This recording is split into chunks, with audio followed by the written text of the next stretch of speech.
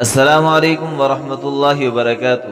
محترم عزیز دوستو، جب انسان پر دولت کا، طاقت کا، مال کا، عزت اور شہرت کا نشہ سوار ہوتا ہے تو انسان بسا اوقات اپنی اوقات ہی بھول جاتا ہے اور وہ اکڑنے لگ جاتا ہے، تکبر کرنے لگ جاتا ہے، گھمنڈ کرنے لگ جاتا ہے۔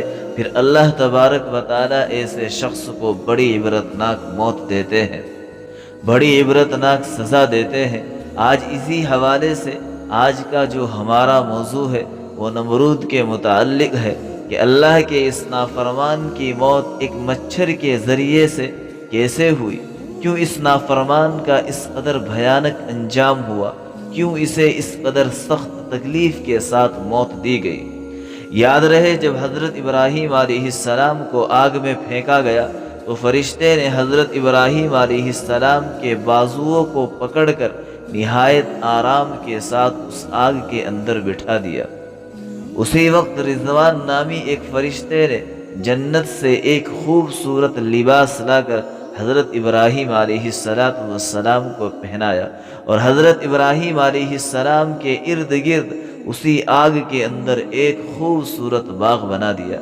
حضرت ابراہیم علیہ السلام چونکہ اللہ کے خلیل یعنی اللہ کے دوست تھے تو اللہ نے آپ پر اپنا خاص کرم فرمایا، اللہ نے اپنے خلیل پر خاص فضل فرمایا۔ فرشتے اللہ کے حکم سے صبح اور شام حضرت ابراہیم علیہ السلام کے پاس جنت کا کھانا لے کر آتے تھے۔ 7 رات گزرنے کے بعد حضرت ابراہیم علیہ السلام کو اس آگ کے اندر جب 7 رات ہو گئی تو نمرود نے سوچا کہ آگ بجھ گئی ہوگی۔ اونچے محل پر چڑھ کر یہ بدبخت روزانہ حضرت ابراہیم علیہ السلام کو دیکھتا اور حضرت ابراہیم علیہ السلام کے زندہ رہنے پر تعجب کرتا اور خوف بھی کرتا اور یہ سوچتا رہتا کہ اگر یہ اپنے خدا کی وجہ سے اس آگ سے زندہ نکل آیا تو مجھ پر کوئی بڑی آفت آئے گی، مجھ پر کوئی بڑی مصیبت آئے گی۔ اور کبھی کبھی اپنے دل کا یہ ڈر اپنے ساتھیوں سے بھی بیان کرتا۔ اس کے ساتھی اس کو تسلی دیتے کہ وہ آگ اس قدر تیز ہے، اگر اس آگ کے اندر پتھروں کو اور شیشوں کو بھی ڈال دیا جائے گا تو وہ بھی پگھل جائیں گے، کیونکہ آگ بہت زیادہ شدید ہے۔ ایک دن نمرود نے اپنے محل کی چھت سے دیکھا کہ ابراہیم کے آس پاس تو عمدہ گلستان ہے اور کھانے پینے کی تمام اشیاء اور تمام سامان موجود ہے۔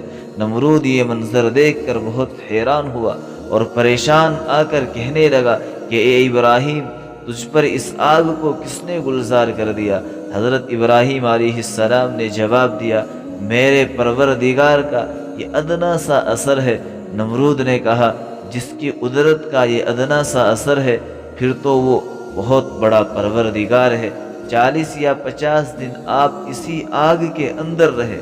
حضرت ابراہیم علیہ السلام فرماتے ہیں کہ ایسا خوشی کا موقع اور ایسے خوشی کے دن میں نے پھر ساری زندگی دوبارہ کبھی نہیں دیکھے۔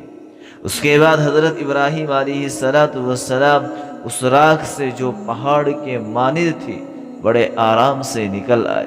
اثر-نو نمرودیوں کو نصیحت کی، اللہ کے دین کی دعوت دی، نمرود کو اللہ کے ایک ہونے کے بارے میں بتایا اور نمرود کے سامنے جب آپ نے یہ ساری باتیں رکھی، نمرود نے تھوڑی مہلت مانگی۔ نمرود کے وزیر نے اس کو طعنہ کستے ہوئے کہا کہ اتنی مدت تو نے خدائی کی، اب دوسرے کے سامنے تو بندگی کرے گا، اب دوسرے کی بندگی اختیار کرے گا، یہ تو تمہارے لیے بڑی شرمندگی کی بات ہے۔ نمرود یہ تمام باتیں سن کر حضرت ابراہیم علیہ السلام سے کہنے لگا کہ میں تیرے رب کی رضا کے واسطے کئی ہزار بکریاں، گائے اور اونٹ قربانی پر دیتا ہوں، ان کی قربانی کروں گا، تو اپنے پروردگار سے کہہ دے کہ وہ مجھ سے انتقام نہ لے۔ حضرت ابراہیم علیہ السلام نے کہہ دیا، ایمان کے بغیر اللہ کے یہاں کسی کی کوئی قربانی قبول نہیں ہوتی۔ حضرت ابراہیم علیہ السلام نے کہا، کہ نمرود تجھے اللہ نے اتنی بڑی سلطنت دی اور مجھے تیرے واسطے بھیجا، مجھے آگ سے بچا کر تجھے معجزہ بھی دکھا دیا، لیکن تو پھر بھی اپنے کفر سے باز نہیں آیا۔ اے نمرود، جس بادشاہت اور دولت پر تجھے ناز ہے، اس سب کو برباد کرنے کے لیے میرے پروردگار کا ایک حکم، ایک اشارہ کافی ہے۔ نمرود نے کہا، دنیا میں میرے علاوہ کوئی بادشاہ نہیں، میری بارگاہ کے علاوہ کوئی بارگاہ نہیں، میرے در کے علاوہ کوئی در نہیں۔ اگر آسمان کے بادشاہ کے پاس کوئی فوج ہے تو آسمان کے بادشاہ سے کہہ دو کہ پھر مجھ پر اپنی فوج مسلط کرے، مجھ سے مقابلہ کرے۔ حضرت ابراہیم علیہ السلام نے دعا کی۔ دعا کے بعد حضرت جبرائیل علیہ السلام حضرت ابراہیم علیہ السلام کے پاس آئے اور کہا، نمرود سے کہہ دو ہماری فوج آ رہی ہے، تم اپنی تیاری کرو۔ حضرت ابراہیم علیہ السلام نے نمرود کے سامنے اعلان جنگ کر دیا۔ نمرود نے 3 دن کی مہلت مانگی۔ ان 3 دنوں میں اس نے اپنی ساری فوجیں تیار کی، ہر طرح کے ہتھیار تیار کیے اور پوری تیاری کے ساتھ میدان میں آ گیا۔ چوتھے روز حضرت ابراہیم علیہ السلام تنے تنہا نمرود کی فوج کے سامنے آ گئے تو انہوں نے کہا، اے ابراہیم، آسمانی فوج کہاں ہے؟ فرمایا، اے نمرود، آسمانی فوج پہنچنے ہی والی ہے۔ اتنے میں مچھروں کی ایک فوج آئی اور وہ اس قدر تعداد میں تھی کہ آفتاب کی روشنی بھی چھپ چکی تھی، چاروں طرف اندھیرا چھا گیا تھا، اور نمرود نے اپنی فوج میں اعلان کروا دیا تھا کہ نعرہ بجاؤ، لیکن مچھروں کی بھنبھناہٹ کی آواز سے ہی لوگوں کے کانوں تک آواز پہنچ نہ سکی، اور وہ آواز جو مچھروں کی بھنبھناہٹ کی آواز تھی وہ اس قدر تیز تھی اور وہ اس قدر تیزی کے ساتھ سنائی دے رہی تھی کہ لوگ اس کی آواز کی وجہ سے خوف زدہ ہو گئے۔ ایک ایک آدمی کے اوپر اللہ نے لاکھوں لاکھوں مچھروں کو مسلط کر دیا۔ نمرود بھاگ کر اپنے محل میں اپنی عورت کے پاس جا بیٹھا۔ اتنے میں ایک مچھر آیا۔ نمرود نے اپنی عورت کو دکھایا کہ ان مچھروں نے پورے لشکر کو تباہ کر دیا۔ اسی بیچ وہ مچھر نمرود کی ناک میں گھس گیا اور دماغ کو چاٹنا شروع کر دیا۔ نمرود خود کو مارتا، محل کی دیواروں پر اپنا سر مارتا۔ وہ بادشاہ جس نے خدائی کا دعویٰ کیا تھا، آج اس بادشاہ کا یہ حال تھا کہ جب تک اس کے سر پر جوتے نہ پڑ جاتے اس کو قرار نہ آتا، اس کو سکون نہ آتا، اسے تسلی نہیں ہوتی۔ جب دربار میں جاتا تو ہر درباری کا یہ معمول بن گیا تھا کہ اپنے جوتوں سے اس کے سر کو پیٹتے۔